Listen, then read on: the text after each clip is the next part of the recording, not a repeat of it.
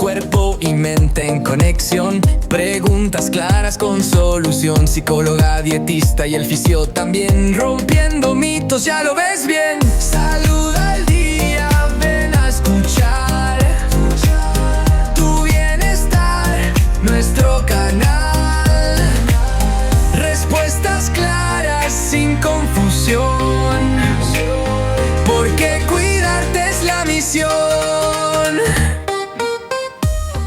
Bienvenidos y bienvenidas a Dímelo Claro, el espacio donde exploramos temas que nos mueven, nos transforman y nos conectan desde lo más humanos.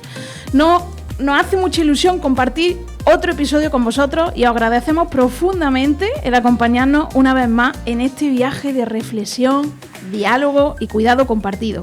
En programas anteriores hemos abordado realidades como la ansiedad, el dolor o el impacto de las redes sociales, buscando siempre ofrecer recursos que sirvan y resuenen en vuestra vida diaria. Si os lo habéis perdido, ya sabéis que podéis encontrarlo en Spotify o iVoox. Hoy os traemos un episodio muy especial, más íntimo y personal. Vamos a contaros cómo llegamos a ser lo que somos: fisioterapeutas, psicólogas y nutricionistas. 3 caminos distintos atravesados por decisiones, dudas, momentos clave y, por supuesto, muchas anécdotas que nos han ido marcando. Queremos abrir una ventana a nuestra historia, lo que nos impulsó, lo que aprendimos por el camino y cómo todo eso influye hoy en nuestra manera de acompañar y cuidar a los demás. Porque detrás de cada profesión hay una persona con su propio recorrido. Así que prepárate para un episodio lleno de cercanía, humor, aprendizaje y vocación. Quédate con nosotros, ponte cómodo o cómoda y vamos a decirlo claro. Tu bienestar, nuestro canal.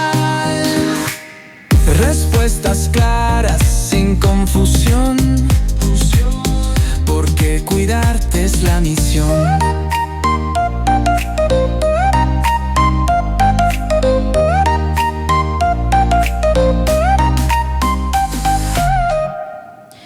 Antes de arrancar este nuevo episodio, queremos compartir una noticia muy especial. Y es que nuestra compañera Miriam ya es mamá. El pasado 5 de junio llegó al mundo su pequeña, que estaba tan a gustito en la barriguita que se hizo un poco de rogar, pero al final decidió salir a conquistarlo con su ternura. Y desde aquí le mandamos un abrazo enorme a Miriam y a su nueva familia. Hola. Bueno, como hemos dicho al principio, hoy venimos un poco para contar nuestra historia. Así que vamos a empezar contigo, Miguel Ángel. Vale. A ver, ¿qué fue lo que te atrajo de la fisioterapia y desde cuándo supiste que querías dedicarte a ello?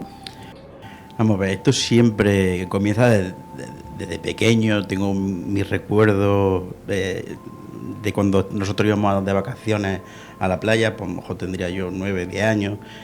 Y siempre tengo la foto de, por ejemplo, mi hermana Eva, que a nosotros nos gustaba mucho, nos gusta tirar los colchones al salón y allí nos tumbábamos.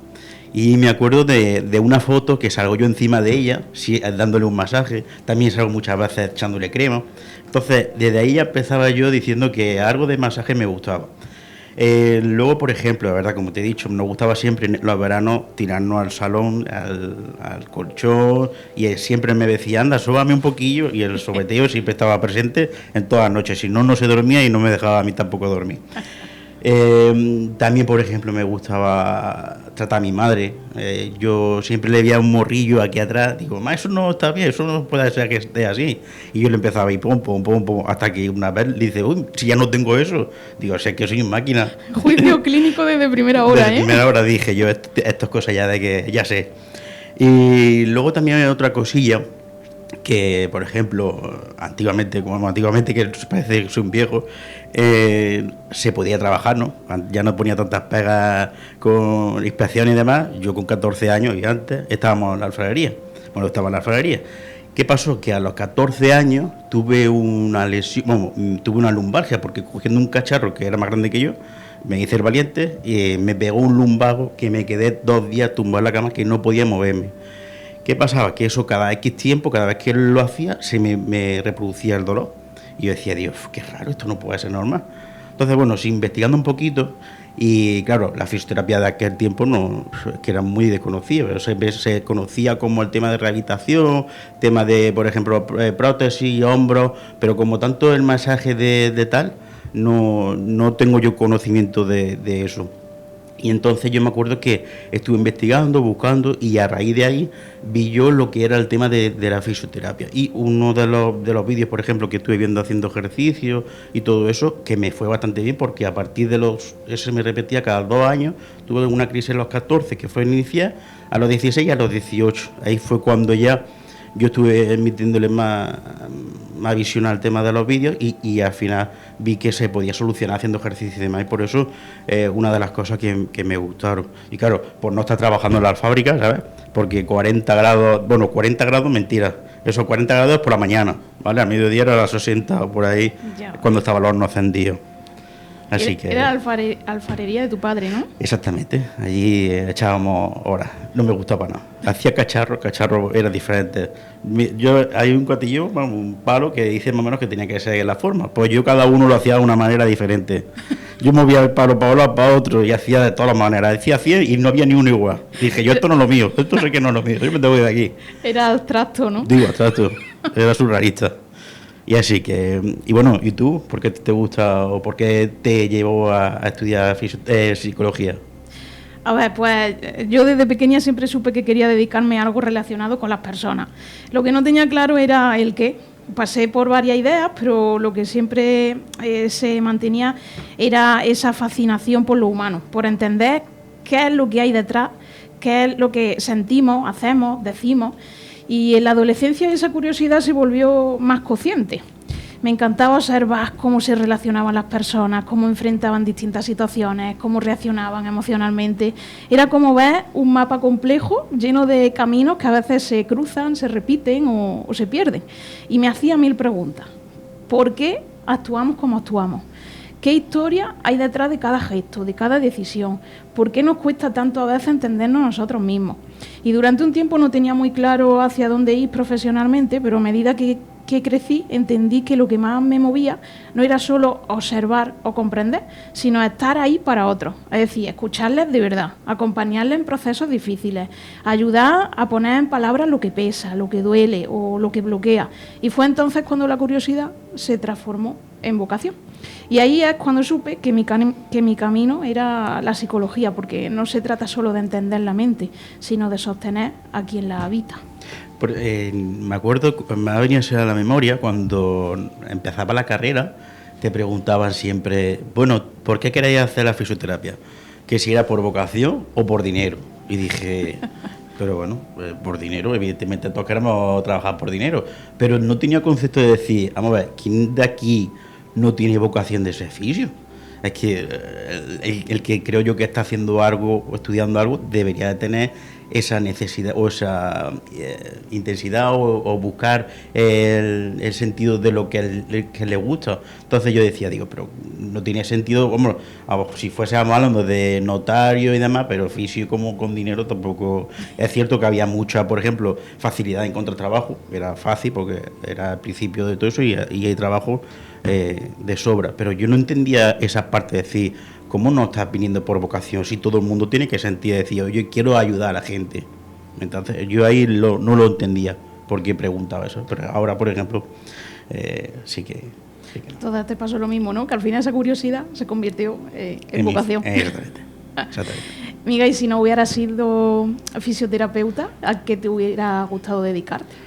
A ver, tenía claro que mi objetivo o mi gusto era sobre todo a nivel de salud, ¿vale? Siempre lo tenía más o menos en mi mente.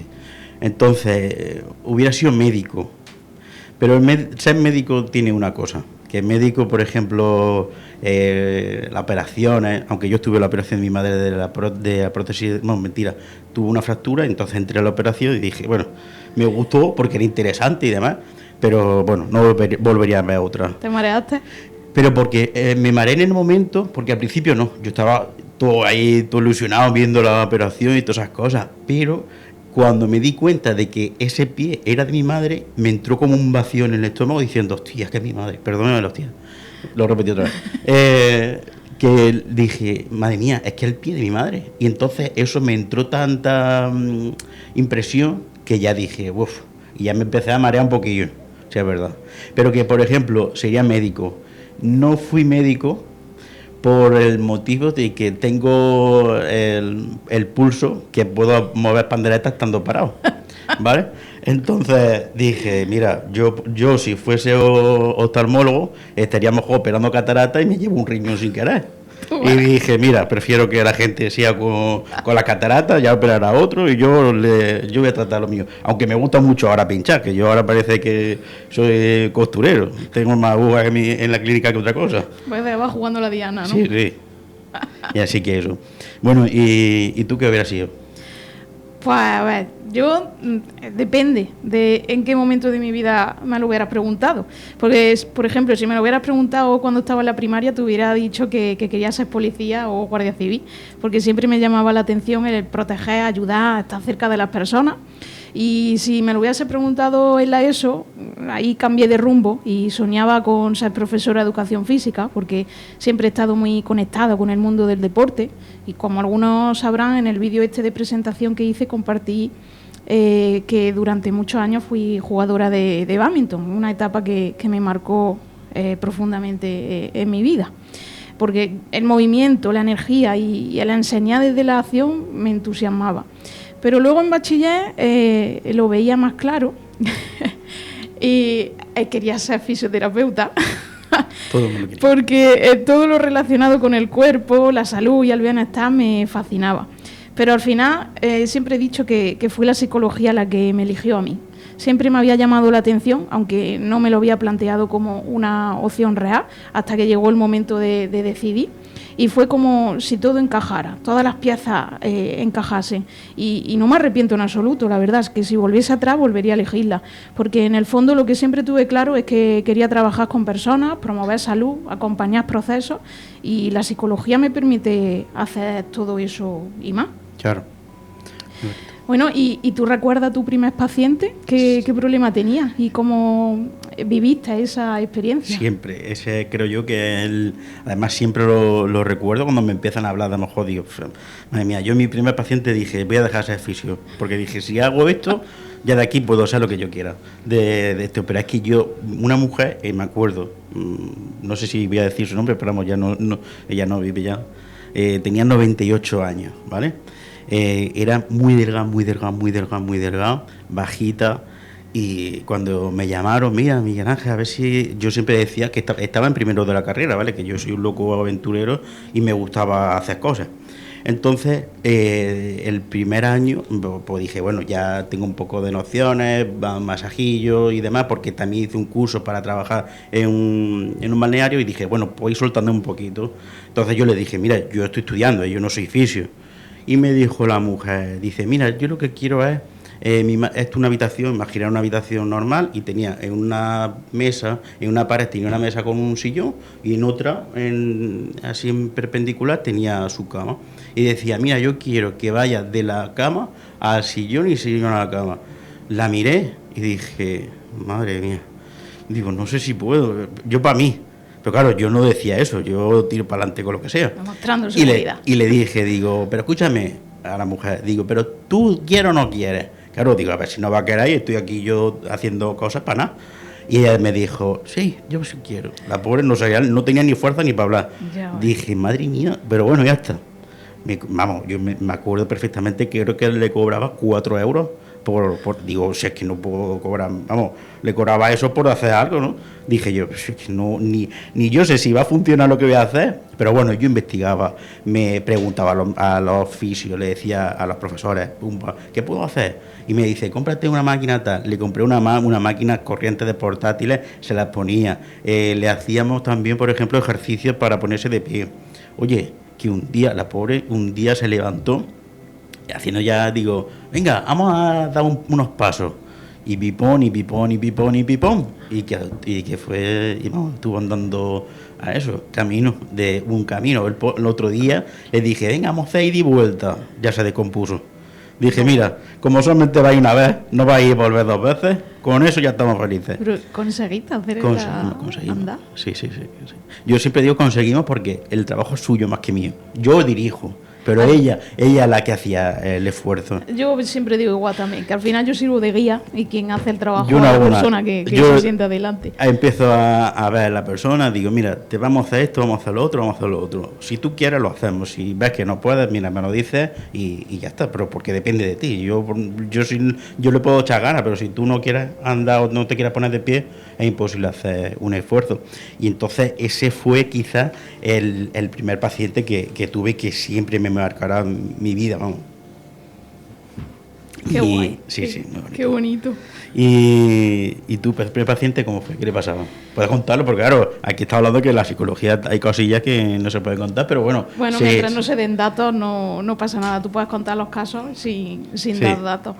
Pues yo recuerdo perfectamente al primer paciente que tuve, que fue cuando estaba en mi periodo de práctica, y fue un niño que tenía síndrome de Down y autismo.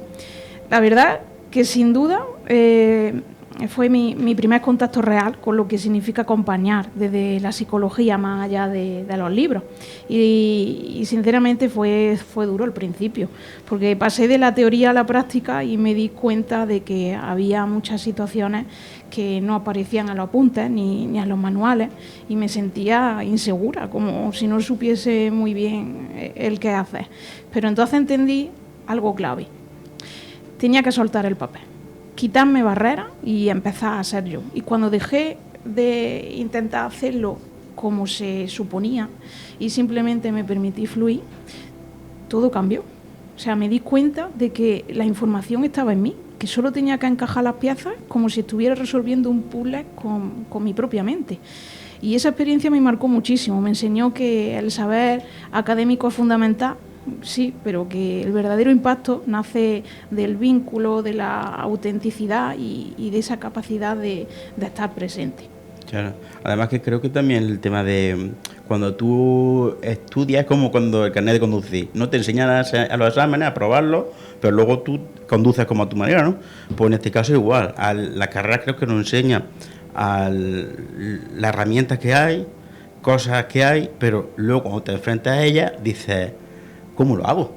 Porque tengo miles de herramientas, pero a mí nadie me ha enseñado a hacer esto y esto. Y ahora tú buscas tu lógica y decís, oye, pues voy a utilizar esto, o esto no me ha funcionado, voy a empezar a utilizar lo otro, con esto, con aquí y allá. Evidentemente con evidencias, con estudios, todo eso es evidente, pero que no te enseñan a trabajar, te enseñan a ser, ¿vale? Ya a trabajas tú con tus conocimientos que tienes.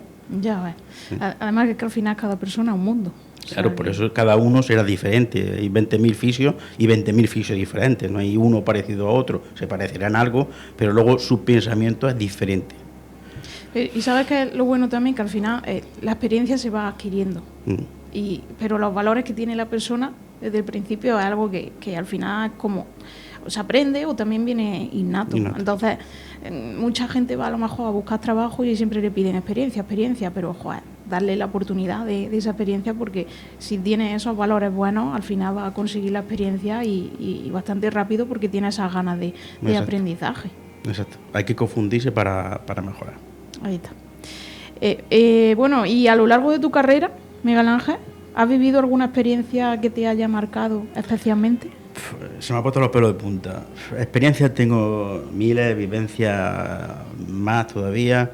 Si voy a hacer un resumen, porque si tuviese que hablar de todas las experiencias así bonitas, pero voy a resumir en por ejemplo, Juan Bautista, nuestro Juan Bautista, una persona que cuando era parte de la familia y demás, entonces me llamaron, me dijeron, mira cómo está después de tenerlo visto, que estaba encamado, que no tenía apenas fuerza. Pero, y le dijeron los médicos, mira, usted no le vamos a hacer rehabilitación porque no se va a poder poner de pie. Y yo cuando fui a verlo dije, ¿cómo? Digo, ¿quién te ha dicho que no puedas ponerte de pie? Digo, porque es que es decir, nadie sabe cuáles son tus límites. Aunque sean los más difíciles del mundo, hay que intentarlo. Y además que yo creía en él. Es decir, yo sí veía en él que podía hacer el esfuerzo de andar. Evidentemente tenía sus limitaciones, tenía su forma de andar, sus cosillas de la marcha, pero al final pudo llegar a andar. Y eso quizás marcó para mí también un punto. Es decir, lo que la lógica o la ciencia cree que no puede, se demuestra que intentándolo se puede conseguir, ¿vale? Eso para mí, por ejemplo, fue uno de los casos más especiales. Por ejemplo, evidentemente, a nivel familiar, yo he tenido casos, mi hermana, mi padre, todos hemos tenido, mi hermana, mi madre también, cuando me casé, 20 días tuve que arreglarle el tobillo porque era la madrina, pero esos también son casos que nunca se olvidan. Mi amigo del alma, es decir, Alfonso, yo con él he disfrutado, él he vivido momentos especiales donde yo le veía decir, es que no se quejaba nunca se me ha quejado. Es decir, yo he tenido... Eso es lo bueno. Yo decía, digo, pero tío, ¿nunca te has cagado la madre que parió a todo? Y ella me decía, ¿pero por qué? Y yo decía, tío, ¿por qué te pasa esto? Y él se quedaba diciendo, me miraba diciendo, pues ya está, pues hay que seguir. Y decía, Dios, tío. Bueno. Y marcan porque dices, tú, si es que te pasa a ti, le pasan a ellos, a mí mismo, y me enfrento a esas cosas. Así, yo me ha... Bueno, y luego, por ejemplo, voy a ponerme otro caso más especial. Pero, no, ¿cómo diría la palabra? Es un... no sé cómo explicarlo, es como impactante, ¿no? Me pasó ese caso y lo cuento cuando me dice, oye, ¿qué te ha pasado? Pues, por ejemplo, una mujer, fui a un domicilio, eso estábamos hablando al principio, fui a visitarla y en lo típico, abro, entro y la mujer estaba sentada en el sillón. La miro, digo, qué cara más rara, ¿no? Digo, con la boca abierta, con los ojos cerrados y todas esas cosas, dije yo, esta mujer está bien. Y bueno, ya está, me pongo, me siento, ella estaba sentada en un sillón, yo me ponía perpendicular a ella, me ponía su pierna encima mía porque le trataba la rodilla. Bueno, pues esto yo que le empiezo a decir a la madre, a su hija, digo, oye, tu madre está bien, digo, porque es que yo la veo mal. Dice, sí, no te preocupes, si es que se ha tomado una pastilla y se queda así durmiendo. Digo, bueno, yo estaba con mi cosa nerviosilla, diciendo, esto no está bien. Claro, yo le miraba así de reojo, diciendo, ¿qué pasa? Esta cara no me suena a mí, no me gusta mucho, pero bueno. Y entonces de repente cojo y le digo, mira, voy a hacerle un pelín de daño, pues claro, para que reaccione, por lo menos que me haga algo, porque yo estaba obsesionado. Y eso que le hago un pelín de daño y ya la mujer no hacía nada. Incluso se movía más de lo que debería de moverse. Pero, ¿y dónde hacía ese daño? En la rodilla. Tú imagínate, ya tenía la rodilla flexionada y teníamos que extenderla, ¿no? Pues ya para ponerse de pie. Pues eso no podía hacerlo. Claro, cuando yo lo hice y dio de sí un poquito, dije, esto ya no me gusta porque no debería hacerlo. Y digo, mira señora, tráigase usted un tensiómetro a su hija. Digo, que vamos a tomar la tensión porque yo es que la veo mal. Bueno, pues le trae la tensión y le sale error. Digo, mira, digo, cógete, vamos a sentarla, vamos a tumbarla y ya está. La tumbamos, digo, mira, llama por favor al 061, que aquí no me gusta ni un pelo. Y ya llama al 061 y ya cuando llegaron al 061, pues levantaron el cadáver. Madre mía. O sea, ¿estuviste tratando? Sí, durante un tiempo ¿A una persona muerta? Sí. Madre mía, qué galanga. Así que, fíjate. Me paso a mí eso y salgo por pata. Tú imagínate, yo no, porque yo luego, a ver, tengo esa frialdad, pero tú imagínate que hubiera revivido, ¿eh? Ya. Le hago aquí un con esa presión, ay Dios. Pero además que se veía el color de cera, la boca desencajada. Yo decía, Dios, lo siento mucho, pero de primera hora que la vi dije, esta mujer no está bien. Y no estaba bien. Bueno, estaba bien porque ya estaba descansando la pobre, pero no. Así que no le dolía, claro. No le dolía. Me dolió a mí después. Madre mía. Y bueno, ¿qué experiencia has tenido tú que te haya marcado especialmente? A ver, pues la verdad que es que cada historia al final deja huella. Seguro que a ti también te pasa. Pero para mí, la verdad que es un auténtico privilegio que las personas se abran en sesión. Es decir, que hagan lo que se llama en psicología una catarsis. Es algo que valoro muchísimo porque implica un nivel de confianza y valentía enorme. Pero es verdad que hay momentos que te atraviesan el alma, especialmente, y sobre todo las primeras veces.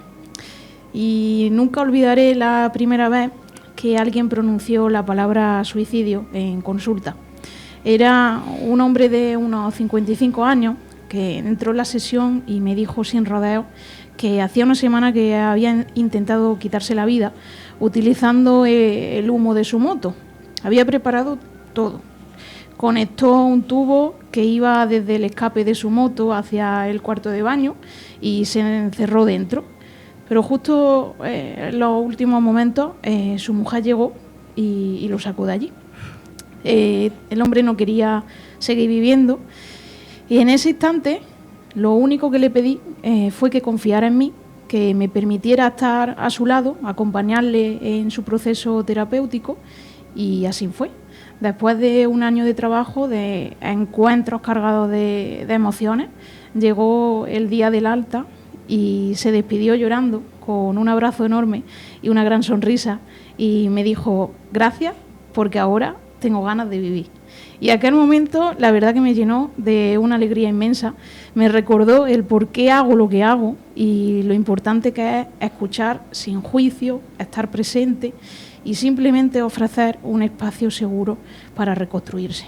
Y la capacidad que tenéis en saber manejar esas situaciones. Pues bueno, te quedas ahí diciendo: madre mía, ¿yo qué digo a esta persona? Y además que escuchas de todo. En mi caso, en consulta, es que escuchas de todo. Por desgracia, a veces, pues, son realidades, pero hay mucho tema de suicidio, mucho tema de violaciones. Hay muchas cosas que hay gente que me pregunta: ¿pero cómo puedes? Digo, es que o sirves para este trabajo o no. Mente fría. Un poquito, sí, digámoslo así. Artículo estival. Todo familiar tiene derecho a mimar a los peques y a darles gloria bendita a los abuelos en vacaciones. Ah, y su Juan y medio que no falte. Y más en verano. Seamos corresponsables. Conciliemos. Plan Corresponsables, Ministerio de Igualdad, Junta de Andalucía. Bueno, ¿y hay algo que te gustaría cambiar o mejorar dentro del mundo de la fisioterapia? A ver, dentro de la fisioterapia, por ejemplo, hay cosas que tenemos que ver primero, que no tienen que valorar a los fisios como profesionales sanitarios, que nos dejen de ver como los masajistas, ¿vale? Que la gente muchas veces piensa decir: oye, me doy masaje y ya se me quita la problema, tengo una contractura. Que eso no somos masajistas, no quitamos las contracturas simplemente. Es decir, nosotros tenemos la capacidad de pensar, de crear un tipo de diagnóstico, un protocolo una planificación de trabajo, llegando a un objetivo que no solamente es quitar el dolor, sino quitar el problema que provoca el dolor. Entonces creo yo que eso es una de las cosas que nos tienen que reconocer, es decir, que somos sanitarios, ¿vale?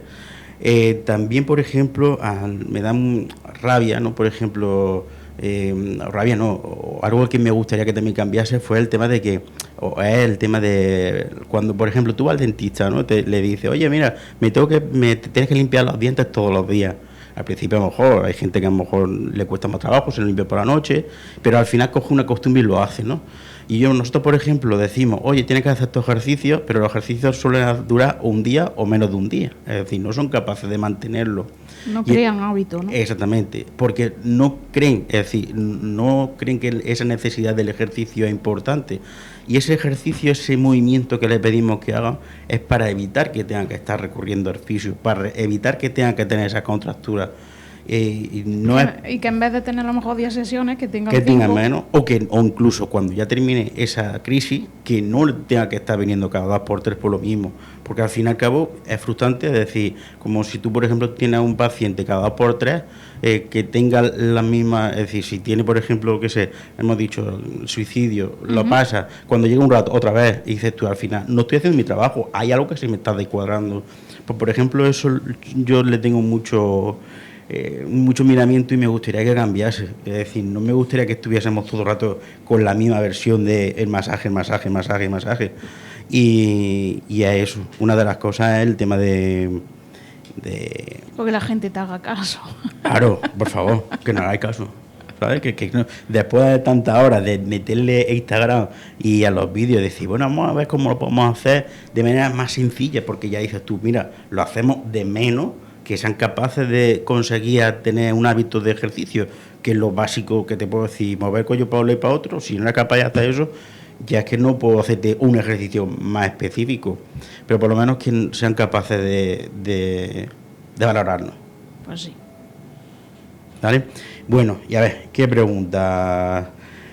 Bueno, ¿qué es lo más bonito que te ha pasado por ser psicóloga?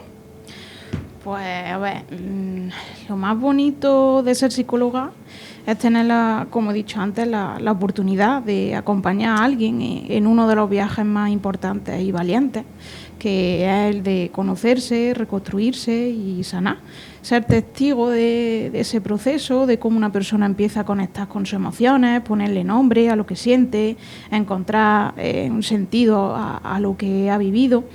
La verdad que es profundamente humano y conmovedor, y a mí es que eso me encanta. Es un privilegio enorme estar presente en esos momentos tan auténticos, donde las máscaras caen y aparece lo real, lo vulnerable e incluso también lo fuerte. Y no hay nada más gratificante que ver cómo alguien se reencuentra consigo mismo y poco a poco aprende a estar mejor. Y Miguel Ángel, ¿qué es lo que más disfruta y valora de ser fisioterapeuta? Lo que más, y que por eso me encanta ser fisio, son conocer a gente maravillosa. Es decir, gente especial, gente que te demuestran que, como te he dicho antes, que por mucho que le puede pasar en su vida, nunca se queje, que luche, es que dices tú, vuelvo a lo mismo, pero ¿cómo puede ser que no te quejes? Si cualquier persona con menos se me parece que es el fin del mundo, y vosotros teniendo casi el fin del mundo me estáis demostrando que puede ser el mejor momento del día. Digo, para mí me da una capacidad de ilusión de ver esos momentos en la complicidad, el conocer gente, amistades, que yo tengo gente que son casi amigos, que me veo por la calle y me hace muchísima ilusión verlos. Y oye, ¿qué tal? Que me hablan por Instagram, por privado, oye, pues mira, que me ha gustado tu vídeo, no sé qué, no sé cuánto. Y al final eso hace que haya mucha relación entre personas. Y a mí eso de que haya relación con personas me gusta. Eso de haya contacto y haya la broma. Yo, por ejemplo, me gusta el cachondeo, ¿no? Por ejemplo, estamos en la clínica, pues a lo mejor le meto alguna bromilla a alguna persona. Las personas mayores son más graciosas, no, son más fáciles de seguir la broma porque luego te la tira. Entonces el jugueteo ese, porque al final esos jugueteos, pues es muy gracioso. Sí, como una vez que dejaste, creo que fue a Rocío y a Cristina encerradas y las grabaste. Hombre, claro, ya eran las 10 de la noche y dije yo, mira, y encima se pusieron ahí chuchu y a hablar. Dije yo, espérate que ya verás cómo esto no van a hacerlo más veces. Cerré todas las puertas, apagué todas las luces y dije, ya verás, cuando salgan por la puerta se van a ver sin nadie aquí sola y se van a asustar. Troto y hecho. Digo, ya verás, es la última que lo hicieron. Tú verás. Digo, ya no lo he hecho más, es que si no, no prende. Fueron a abrir y estaba todo apagado. cerrado. A eso le subí en una historia, ¿no? ¿Fue así? Sí, subiste una historia de eso. El chillo que pegó Rocío. Y luego también otra cosa que a mí eso le gusta mucho, los regalitos. Los regalos, no por el regalo en sí, ¿no? Sino por el detalle de la gente decir, oye, toma, un regalillo, a lo mejor van a un viaje, te traen una medalla. Pues dices tú, es que a lo mejor no se la ha traído a nadie. Dice, a lo mejor ni de su familia se la ha traído, me la ha traído a mí. Y se ha acordado de ti. Y se ha acordado en el viaje de mí. Digo, chapa, cuando vaya, las comidas, eso, hombre, eso, ¿a quién no le gusta que le lleve un bizcocho o bueno, el otro día nos llevaron jamón del bueno, que se te quedaba ahí a tranca ahí diciendo, madre, cuando bebo agua me quedo así.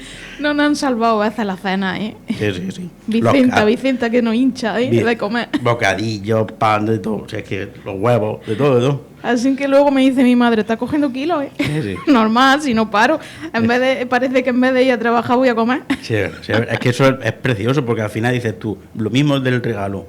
Una persona que se dedica durante un tiempo a hacer una comida, a lo mejor fuera de su comida, porque no iba a comer eso, pero te lo lleva para ti, dices tú, porque ha dedicado ese tiempo que es suyo para nosotros. Ya.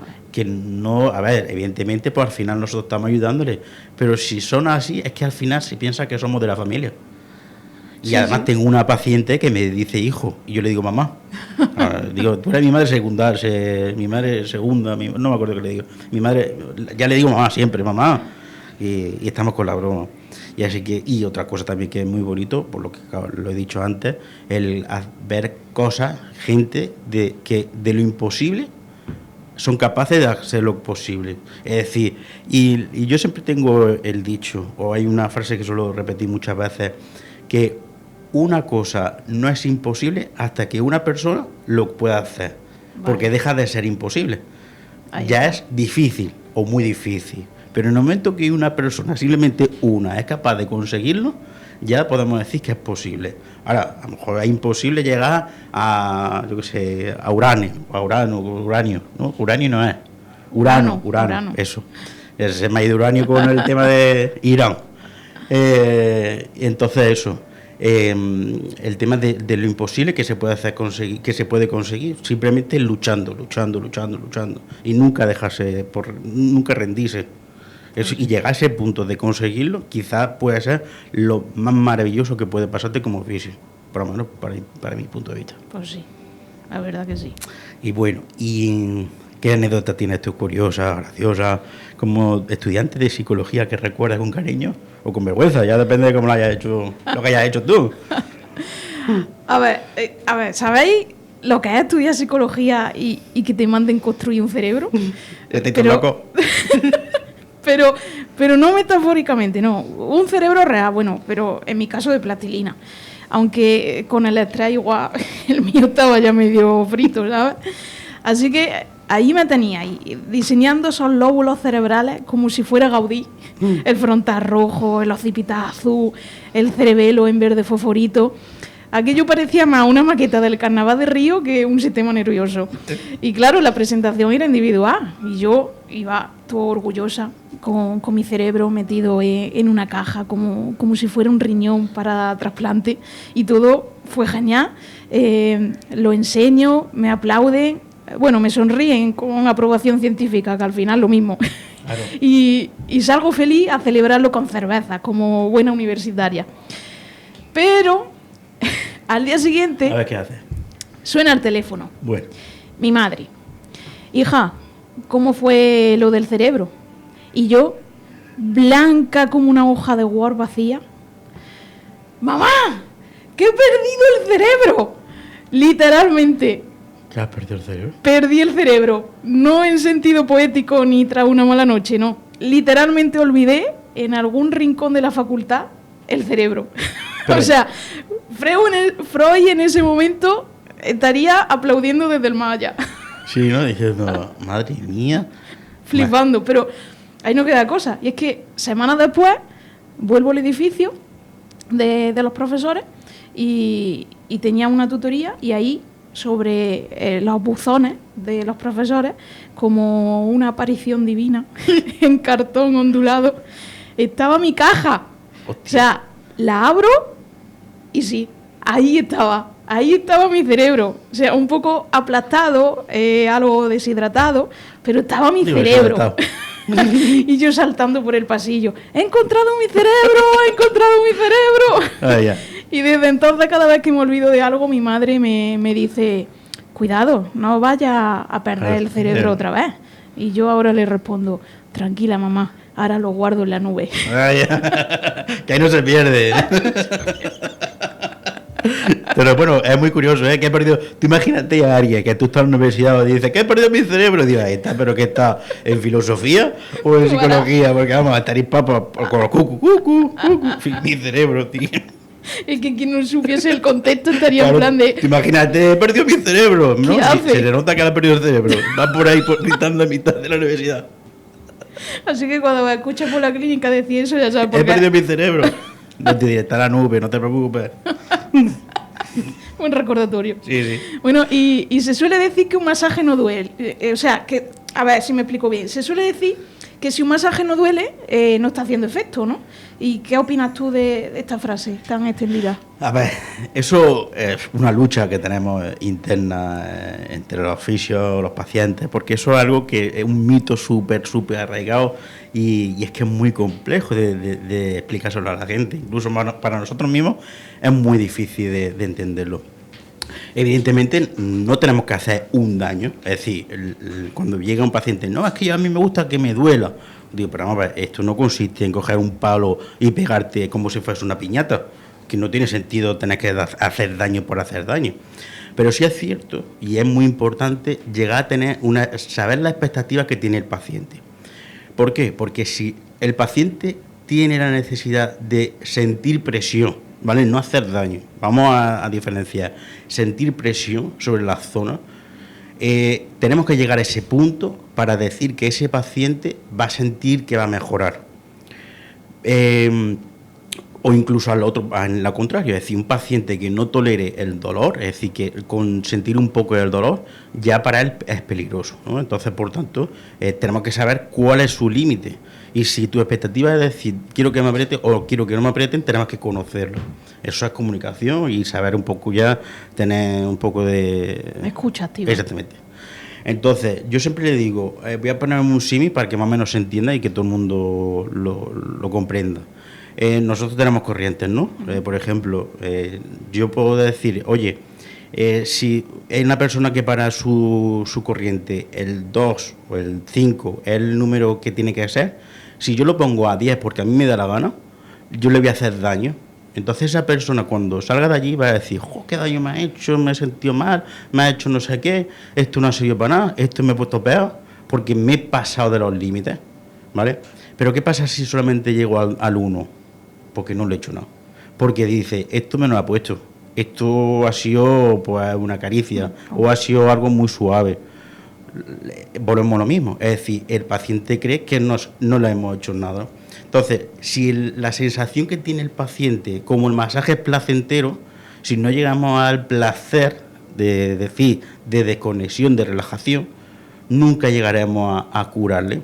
Pero claro, vuelvo a lo mismo, el masaje es una herramienta, no es un tratamiento, es un trozo de camino. Pero claro, ese trozo es el que conecta el fisio con el paciente. Evidentemente, si no somos capaces de relajarlo, por mucho que queramos hacerle a otras cosas, no vamos a conseguirlo. Por tanto, sí que el tema de ¿me tiene que doler? No tiene que doler. Depende de tu gusto. Es decir, oye, pues a mí me gusta que me aprieten más porque yo creo que me hacen mejor. Creencia, ¿vale? Una creencia que tiene cada uno. O mira, yo es que me pone muy nervioso que me duelan las cosas, que no, pues no se te hace daño, si te hace un tratamiento más suave, más cómodo, y buscamos cuáles son tus necesidades. Y cada uno tiene unas necesidades diferentes y saber trabajarlas. Por eso no nos podemos buscar, no podemos guiar por si es más doloroso o menos doloroso, una genialidad. Buscando cada paciente, cada gusto. También depende un poco del umbral de dolor que tenga cada persona, ¿no? Claro, volvemos a lo mismo que dije en la otra programa de radio. El nivel de umbral del dolor, al final es la suma, es decir, es todo lo que yo siento, lo que pienso, hace que nosotros seamos capaces de decir, oye, pues yo tengo experiencias negativas o yo tengo mucho dolor con respecto a otra cosa y no quiero que me haga más daño. Entonces, es para saber qué límite. Es decir, oye, si yo tengo un dolor de lo que me está diciendo de un 7, evidentemente yo no voy a ser agresivo, porque ya me está diciendo que te duele. Entonces, tengo que bajar ese nivel. Ahora, si yo, por ejemplo, dice, oye, es que tengo un 2 de dolor, ¿vale? O un 3 o un 4. Sé que a lo mejor sí tenemos que buscar ese punto de más para que haga una reacción, ¿me entiendes? Sí. Entonces, ahí es donde quizás nos puede ayudar ese punto. Es decir, en vez de decir, oye, como si fuese una pizza, ¿la quieres con queso o sin queso, no? Pues en vez de decir, ¿quieres masaje fuerte y quieres masaje suave? En vez de decir eso, esa es la información que a nosotros nos da, decir, oye, ¿cuánto te duele? Del 0 al 10, un 3, un 2, un 5, un 10. Qué intensidad, pues, ¿no? Ahí ya nosotros sabemos qué orden o qué podemos hacer. Si tiene un 8, un 9, no te va a poner ahí porque es que ya sube a 12. Ya ves. ¿Vale? Entonces tenemos que hacer algo más suave y que reduzca la intensidad. Y bueno, vamos a ver, ¿hay algo que te gustaría mejorar dentro de la fisioterapia a ti? La fisioterapia... Uy, de la psicología. O sea que estoy dentro de la fisioterapia y no eso.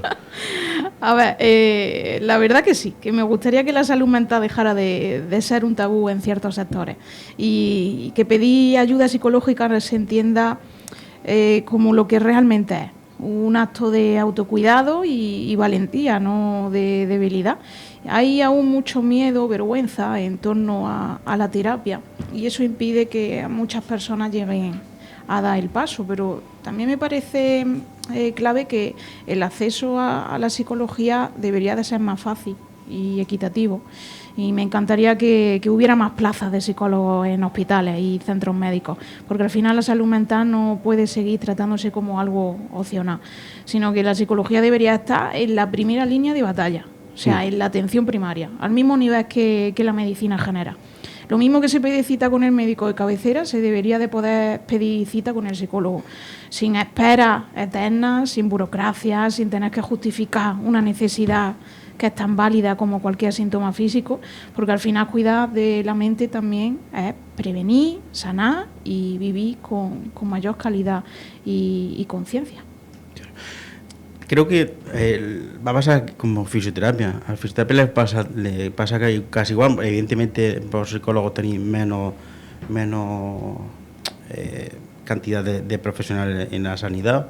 No está salud mental. ¿Pero esos son psicólogos al final o no? Sí, están los psicólogos, están los psiquiatras. Vale. Que, por ejemplo, quiero decirte que como estamos en una sociedad, no, la salud pública está dentro de un modelo biomédico, no tiene capacidad, o por lo menos lo que yo creo, que no tiene capacidad de comprender a la persona en sí.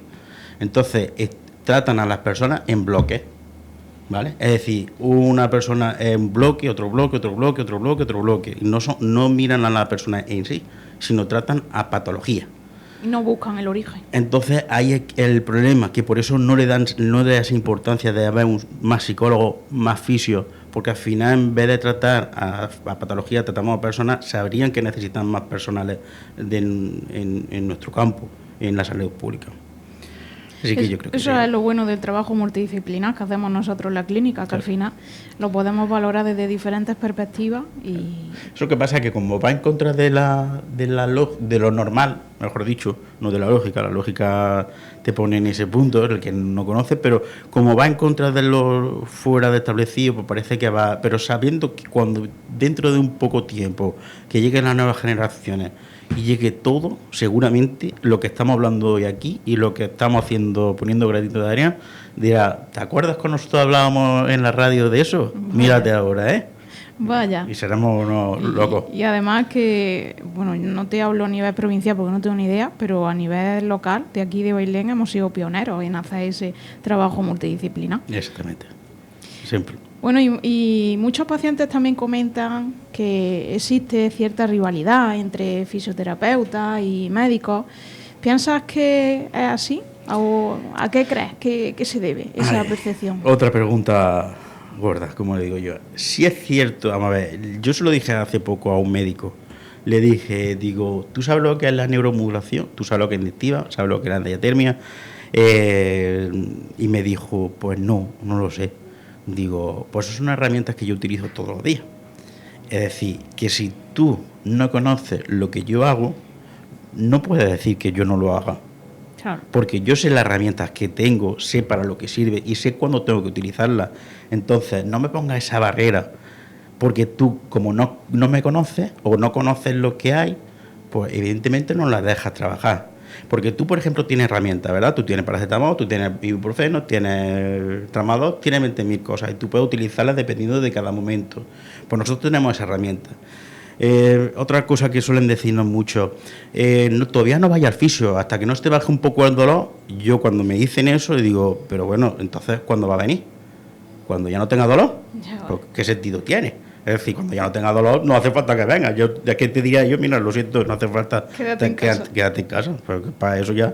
Es decir, es como si yo le digo, por ejemplo, a un mecánico, mira, me voy a dejar el coche hasta que se quite el ruido del coche y ya cuando no lo escuche, te lo traigo. Me dice el mecánico, ¿pero tú eres tonto? Pues posiblemente me diga que soy tonto. Y es como te he dicho antes, como los médicos tratan por patología, es decir, mira, eso es una de las cosas que poco a poco van cambiando, ¿vale? Porque ya te digo que las nuevas generaciones van haciendo que esto no sea así. Entonces, como muchos médicos están muy protocolizados, es decir, que todo tiene que ser, si me duele el hombro, una tendinitis del supraespino, o tiene que ser manguito rotado, si me duele el codo, codo tenista, si me duele la muñeca, túnel carpiano, si es la rodilla, tienes tendinitis de pata de ganso, si es el talón, un espolón o una fascitis. Es decir, parece que solamente es eso. Y evidentemente ni ellos estudian 8 años de carrera para hacer eso, ni nosotros 4 años de carrera para hacer eso. Ya ves. Entonces, tenemos que tener esa capacidad de pensamiento y dejar de ver a las personas decir, oye, es por esto, oye, no, pues mira, cuando te echo la ecografía, que gracias a la ecografía muchas veces rompemos ese pensamiento que evidentemente el médico, por tener ese título, parece que suele ser acertar más, ¿no? Pero, pues, a ver, yo entiendo que ellos tienen muy poco tiempo, tienen poco tiempo en pensamiento, no le contarán todo, el tema de herramientas de utilizarlo serán menos, nosotros tenemos mucho más tiempo en el paciente, lo vemos muchas más veces, entonces al final la capacidad de pensar es más larga y podrá ver más cosas que él puede verlo el médico, ¿no? Entonces, lo que estaba diciendo, que esa ecografía nos ayuda a que realmente podamos ver de dónde puede venir y que muchas veces está relacionado una cosa con otra, pero tenemos que pensarlo y tenemos que ver, porque lo mismo que lo que hemos dicho antes, al final el paciente puede venir con un dolor que venga de otra zona y no tiene que ser el codo, tiene que ser del codo, puede ser del hombro, del cuello, pero tenemos que verlo, tenemos que hacer pruebas, tenemos que hacer 20.000 cosas y es cierto que nosotros tenemos tiempo que ellos no tienen, pero eso no es culpa nuestra. Pero tenemos que trabajar, no enfrentarnos unos con otros, sino tenemos que trabajar conjuntos. Eso es. Que volvemos a lo mismo, que lo que ellos quieren y lo que nosotros queremos es que el paciente se cure. Ellos trabajan con una medicación y nosotros trabajamos con la física, es decir, masaje, corriente, lo otro. Entonces, esa unión es la que hace que realmente, si nos ponemos a luchar unos contra otros, al final la gente se aburre, porque no va a saber a qué bando está.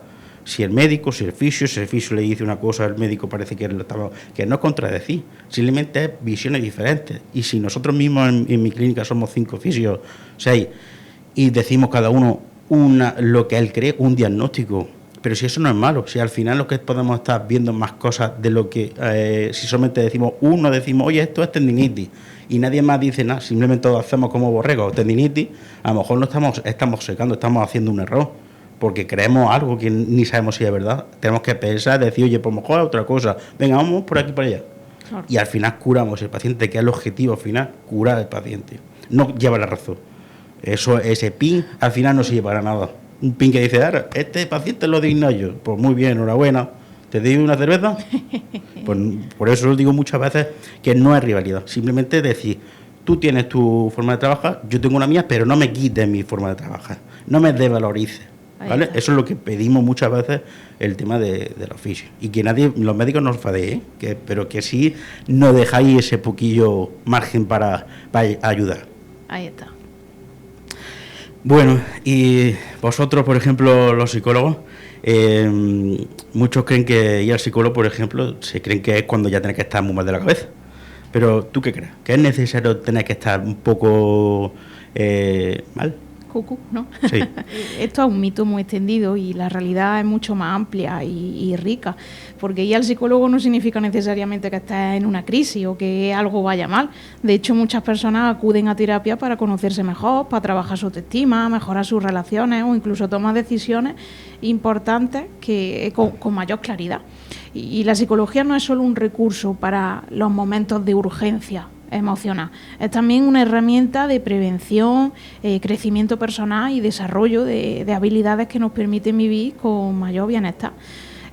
Por ejemplo, uno puede ir al gimnasio para fortalecer el cuerpo aunque no esté enfermo, y también puede ir al psicólogo para fortalecer la mente, las emociones, los vínculos, aunque en ese momento no se encuentre atravesando ningún momento crítico.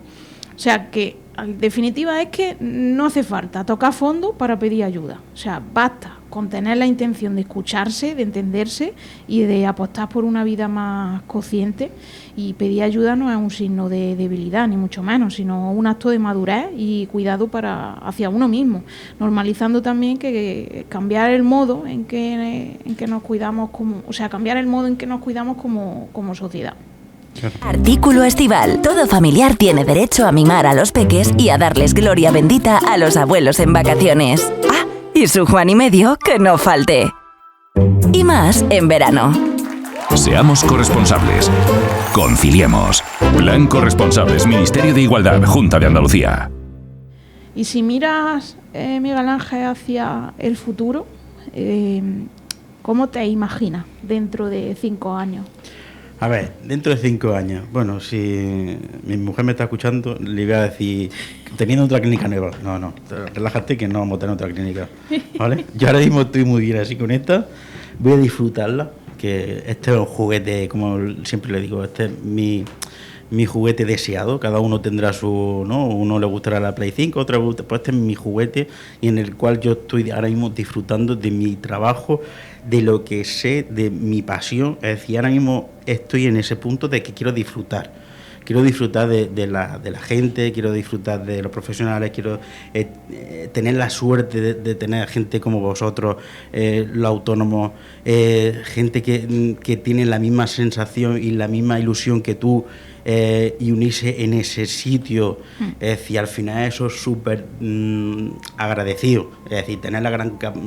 es que no sé cómo explicarlo, pero... Que te sientes arropado también. Sí. Es decir, porque veo que uno y otro, entre uno y otro nos ayudamos y hacemos que vayamos generando más ilusión y nunca se pierda, que eso es lo que siempre he odiado, que perdamos la ilusión y se acabe todo. Y sí es cierto que dentro de 5 años, lo que no quiero que se pierda nunca, como he dicho, la ilusión, la alegría. Yo soy un loco aventurero, incluso me puedo decir que soy un junkie de la fisioterapia, porque amo mi trabajo.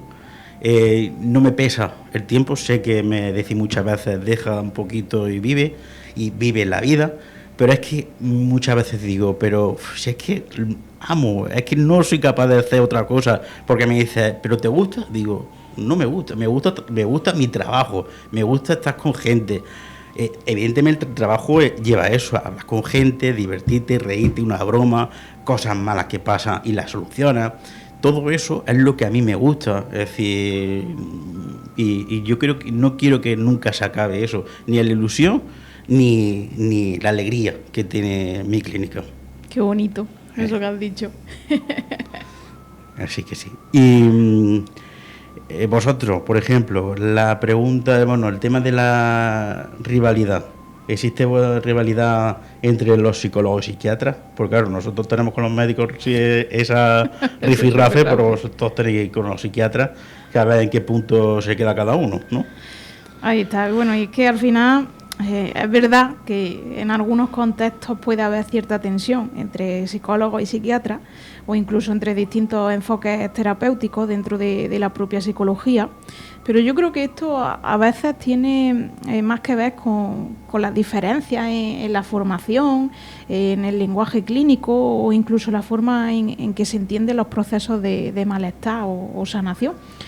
También influyen, como estábamos diciendo antes, pues los sistemas sanitarios, la estructura profesional, que en lugar de fomentar ese trabajo en equipo, lo que tienden es un poco a separar disciplinas que deberían de ir de la mano. Y sin embargo, cuando se pone al paciente en el centro, todo eso se diluye, porque lo que realmente suma es la colaboración. O sea, cada profesional aporta una mirada valiosa. La psiquiatría puede ser esencial en momentos de crisis aguda o cuando hay una base neurobiológica que atender.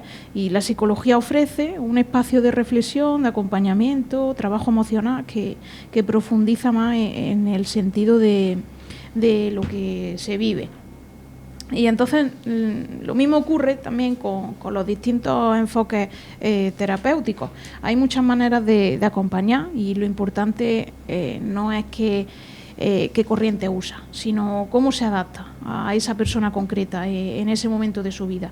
O sea, no se trata de competir entre egos ni teorías, sino de integrar miradas, sumar recursos y trabajar en red, porque al final nadie se cura solo, como bien estaba diciendo antes, sino que el bienestar emocional se construye desde lo colectivo, desde el respeto a la diversidad profesional y desde la humildad de saber que a veces otro compañero tiene la pieza que a ti te falta. O que no has pensado.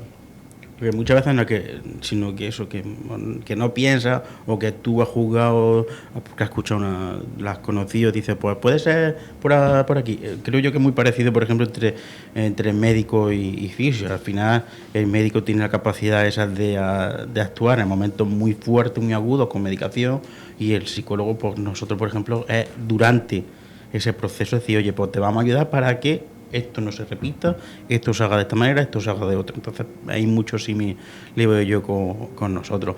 Y volvemos a lo mismo, que ahí el tema es igual, no es quién lo hace mejor o quién es mejor que, sino que los dos hacen una cosa. Tanto el médico como el psiquiatra ayudan a que el sistema mediante químico reducen esa intensidad o el del dolor a nivel emocional, y luego nosotros lo que hacemos a nivel físico, bueno, en tu caso más también se podría decir, porque al final el habla cambia lo físico, no hace falta tocar para hacer un cambio, pues eso al final hace que ese paciente cambie, y eso es lo que al final buscamos, mejorar. Ahí está. Y ya está. Y otra cosilla, cuando me ha recordado el tema de... Quiero que una cosilla, un punto de antes que me ha venido el recuerdo, es decir, ¿qué haría o qué mejoraría, no? Que, por ejemplo, una de las cosas que mejoraría también de la fisioterapia es que los fisios nos valoremos. No nos valoramos nosotros mismos. Somos los primeros que creemos que somos por debajo de, al revés, chavales.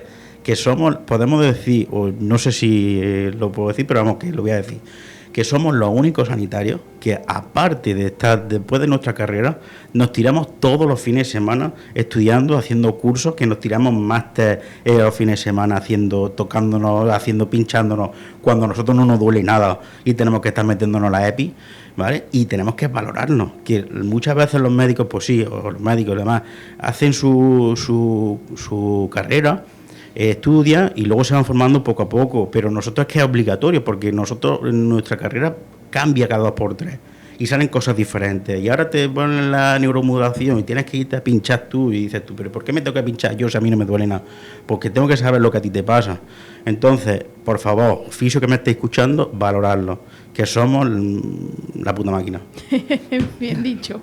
Así que eso es súper importante y quiero que se quede claro. Y bueno, ¿tú cómo te ves dentro de 5 años? A ver, pues dentro de 5 años me imagino evolucionando, pero sin perder la esencia que me trajo hasta aquí. El deseo genuino de acompañar, de escuchar y de cuidar desde lo humano.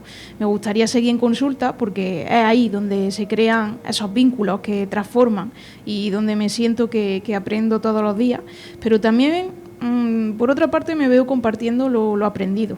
Quizás desde la formación, acompañando a futuras generaciones de profesionales que quieran mirar a las personas con respeto y sensibilidad.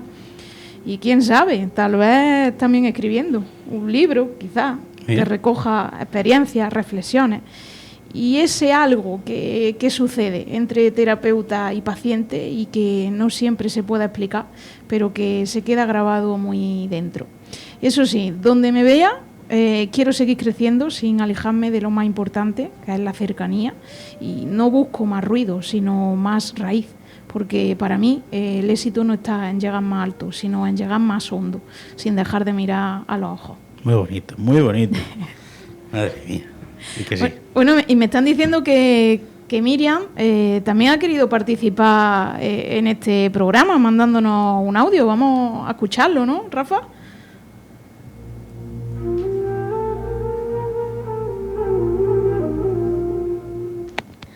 Hola chicos, vaya programa chulo está quedando, y además súper emotivo. Y voy a mandar aquí un audio porque yo también quiero participar. Y voy a empezar por agradecer a la gente de la clínica que ha preguntado por mí un montón. Y pues eso, decirles que estoy bien, que la niña también, que ha sido una súper experiencia esto del parto.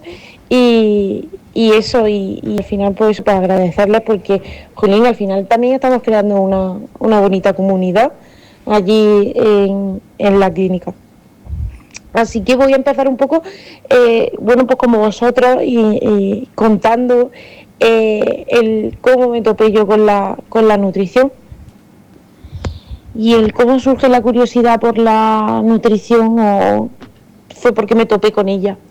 Yo a los 16 años estuve ingresada y me diagnosticaron la enfermedad inflamatoria intestinal, que es la enfermedad del Crohn. Y cuando me la diagnosticaron, me acuerdo que Carolina Soto, que era la digestivo que estaba por aquello entonces en San Agustín, se sentó en la habitación conmigo y con mi madre y nos estuvo explicando. Y una de las cosas que ella hizo mucho hincapié fue en el tema de la comida. Y ahora pues deberás de comer muy saludable y deberás de comer muy bien y deberás de eliminar ciertos alimentos.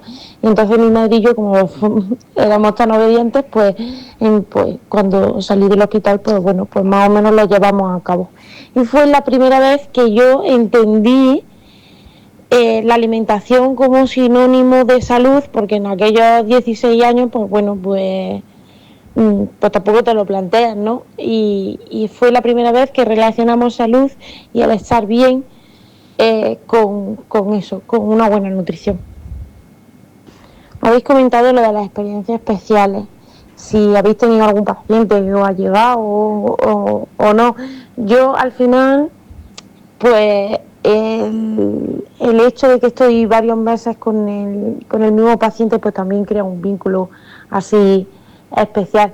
Pero yo creo que los más especiales para mí han sido cuando he tenido 3 o 4 ocasiones que alguna mamá o incluso la misma persona que se le ha diagnosticado y que lo sabe, que al final aquí en Bailén yo tengo el Crohn, pues ha venido en busca de ayuda, porque a lo mejor en tema digestivo pues no se lo han explicado del todo bien, para ver qué es cómo pueden alimentarse, y eso pues evidentemente no soy especialista en eso, pero al final un poco pues como si fuese una amiga, ¿no?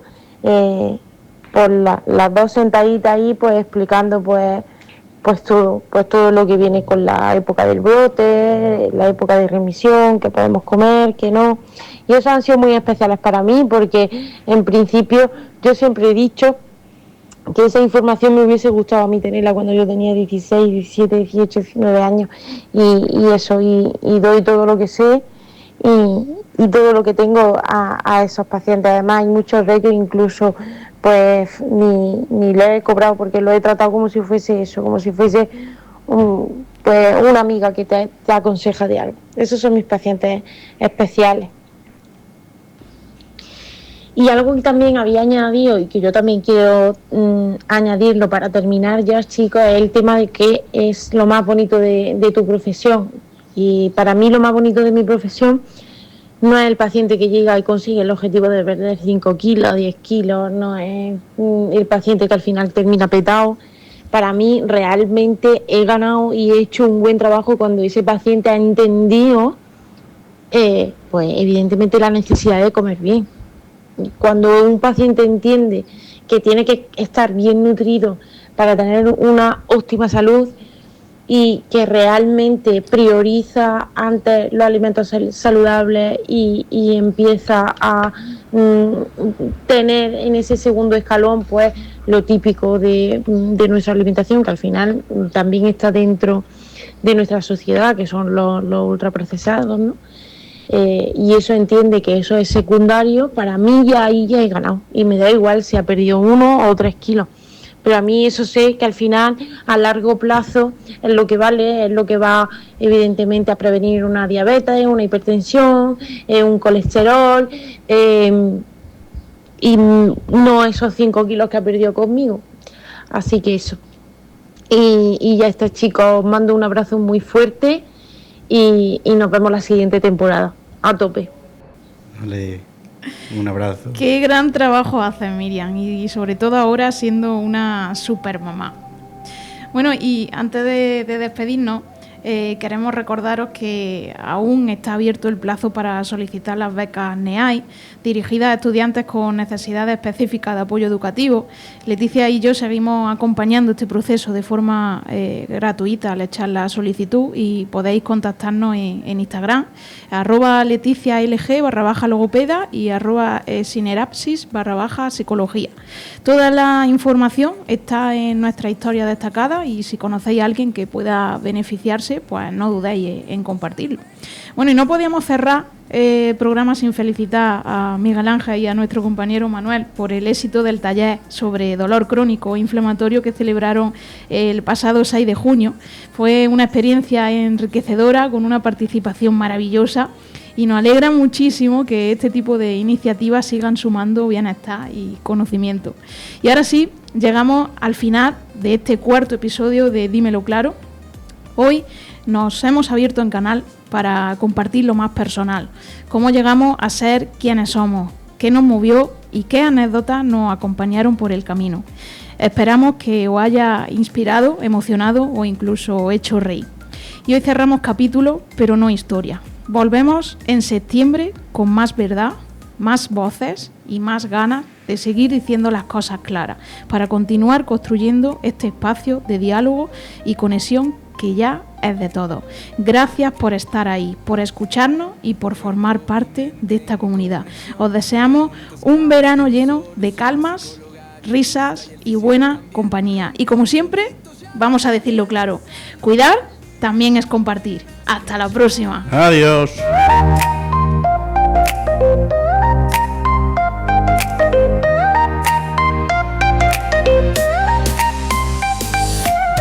Cuerpo y mente en conexión, preguntas claras con solución. Psicóloga, dietista y el fisio también, rompiendo mitos, ya lo ves bien.